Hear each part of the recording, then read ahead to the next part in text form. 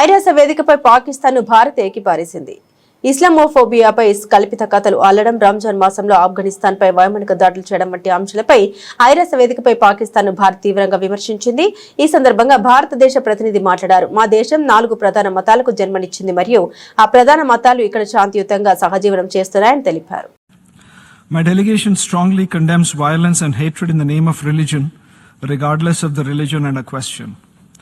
As a nation where followers of virtually every major world religion coexist peacefully, and a nation that has given birth to 4 major world religions, namely Hinduism, Buddhism, Jainism, and Sikhism, India, more than any other country, is acutely aware of the need for a world free from religious discrimination. The philosophy of Sarva Dharma Samabhava, implying equal respect for all religions, has been the civilizational way of life for India and one that inspired the secular ethos of the Indian Constitution. Chair, history bears repeated witness to how the politicization of religion does not solve and resolve grievances.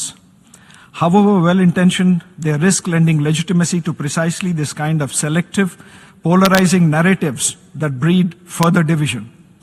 The United Nations was conceived as an institution that transcends religion, culture, and politics. Its credibility rests on universality and impartiality. We therefore urge caution against frameworks that exclusively focus on one faith without addressing the broader phenomenon of religiophobia in all its manifestations.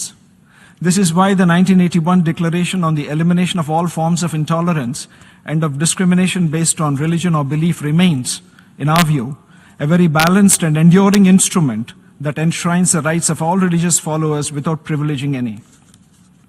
The United Nations' greatest contribution to peace and human dignity lies in its efforts to maintain international peace and security, bringing everlasting peace in conflict situation, its development work and humanitarian action, and its promotion of universal human rights, work that is conducted without regard to the faith of those it serves.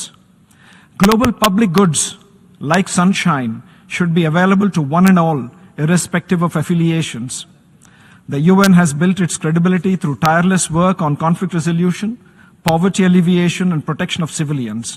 We urge the UN to remain anchored to this founding spirit. I stress that it is important for the UN to take note of the rising trend and dangers of weaponizing religious identity and instrumentalizing it to serve narrow political ends by state and non-state actors alike. India's western neighbor is an excellent example of fabricating imaginative tales of Islamophobia in their neighborhood. One wonders what would brutal repression of Ahmadiyyas in this country be termed, or the large-scale refoulement of the helpless Afghans or air-bombing campaigns in this holy month of Ramadan.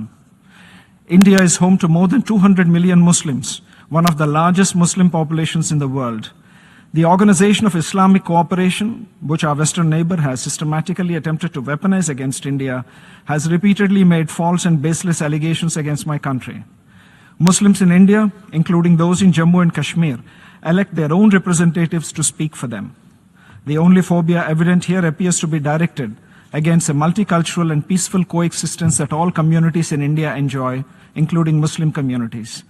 Such narratives run counter to India's fundamental ethos and reflect instead the sectarianism and the terrorist mentality that this country has perpetuated since its inception. That is the real issue at hand.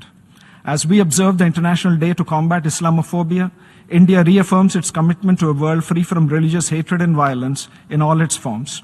We urge the UN to channel its time and limited resources towards building inclusive societies grounded in equality, dignity, and the rule of law for every individual of every faith.